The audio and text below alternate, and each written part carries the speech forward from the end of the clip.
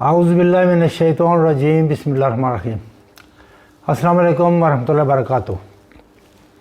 ناظرین، میرا نام ڈاکٹر قاضی افضال الحق صدیقی ہے اور میں اپنے یوٹیوب چینل سے آپ سے حسب معمول مخاطب ہوں اور میزبانی کا شرف حاصل کر رہا ہوں۔ ناظرین، میں کبھی طب کے موضوع پر اور کبھی ہومیوپیتھی کے موضوع پر آپ سے نالج شیئر کرتا ہوں۔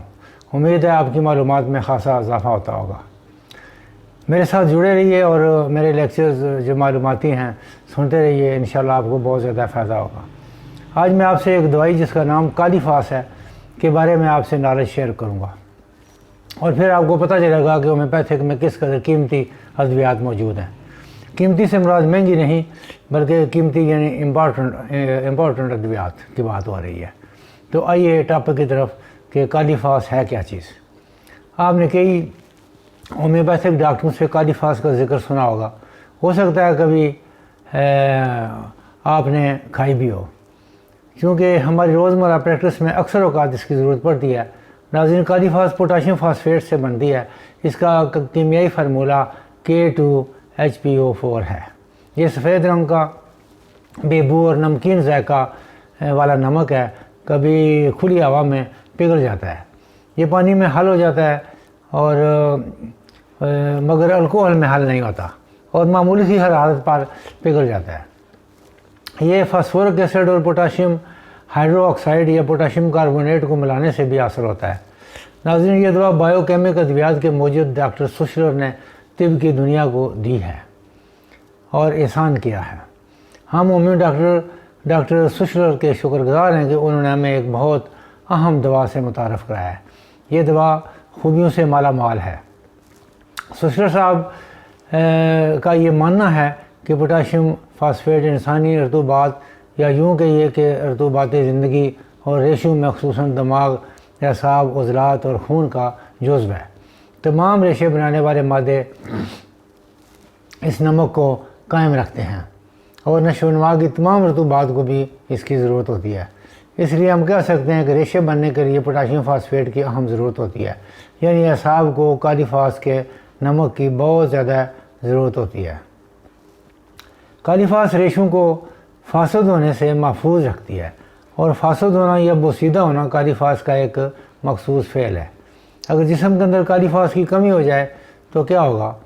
ناظرین، دماغ میں پریشانی شروع ہو جائے گی، شکی سی طبیعت ہو جائے گی، حافظہ کمزور ہوگا اور عام جسمانی کمزوری ہوگی، اعصاب میں درد شروع ہو جائے گا اور فالجی کمزوری ظاہر ہونا شروع ہو جائے گی۔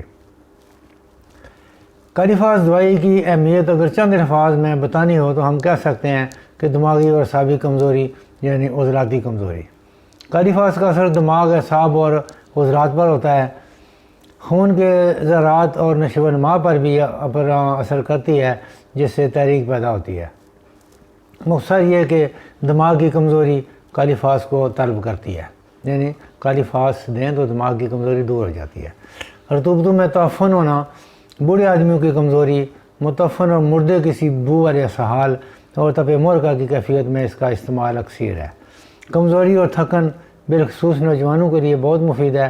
اس دوا میں کمزوری کے ساتھ گلنا سڑنا بھی پایا جاتا ہے۔ کالیفاس جن مریضوں کو دی جاتی ہے وہ پیلے رنگ کے، حساس یعنی ذکیر حس اور اعصابی چڑچڑے مزاج کے اور رونے کی خواہش رکھنے والے ہوتے ہیں، یعنی کہ کوئی بات ہو جائے تو رونا شروع کر دیتے ہیں یا رونے والے ہو جاتے ہیں۔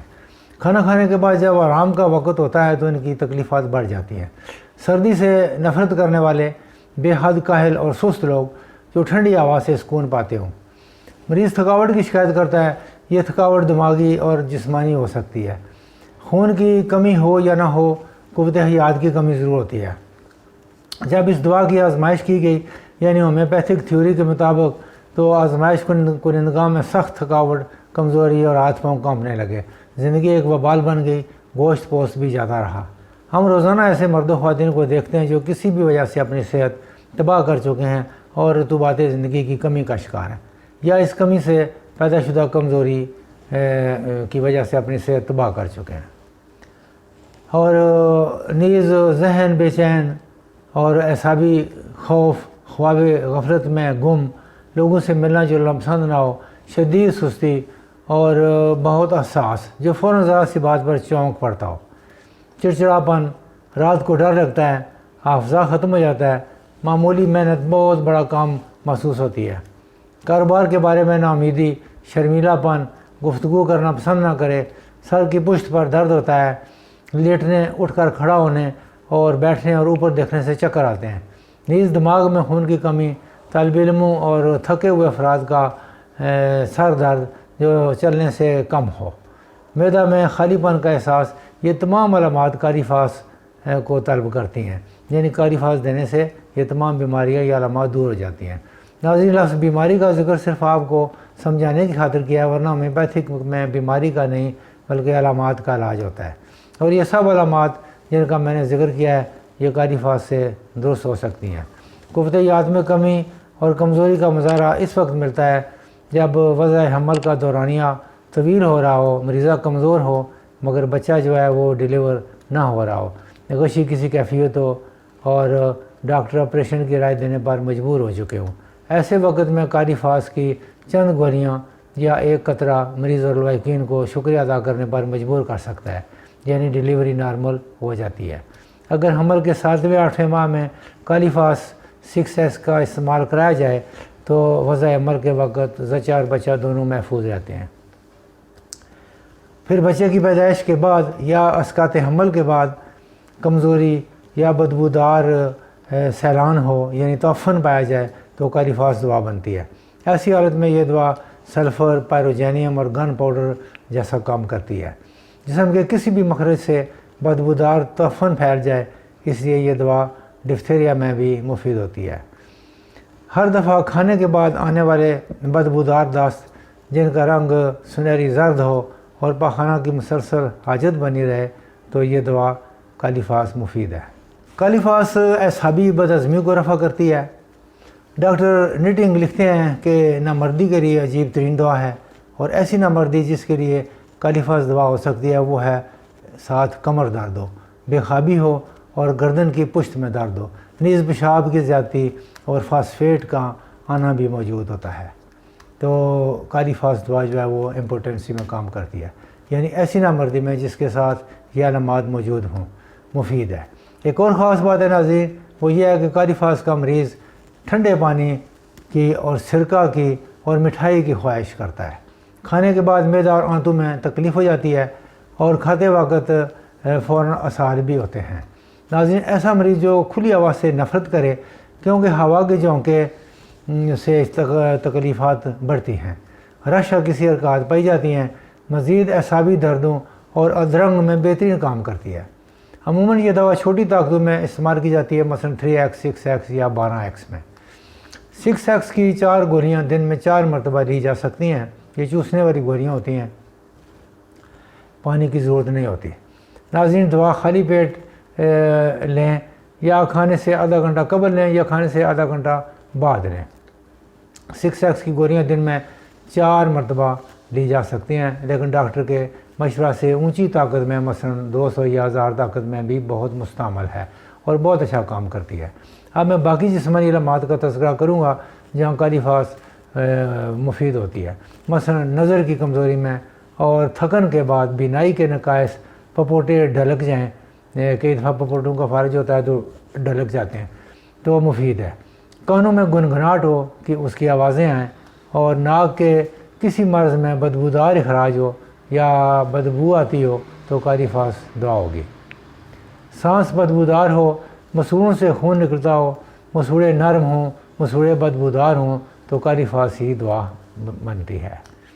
اسہال جن سے گندی بو آئے یا خوف کی وجہ سے اسہال آ جائیں اور کھانا کھاتے ہی خونی پیچس، گندی بو والے اسہال، حیضہ جس میں چاولوں کی پچ جیسا پخانہ آئے اور حیض بہت دیر سے اور کم مقدار میں آئے، نیز زرد رنگت والی خواتین، چڑچڑی خواتین، آنسو بہانے والی اور حیض کا خون سیاہی مائل، سرخ خون، پتلا اخراج، نہ جمنے والا اور بدبودار ہو، یہ خواتین کے بارے میں یہ علامات ہیں، ان میں کالی فاس دی جا سکتی ہے۔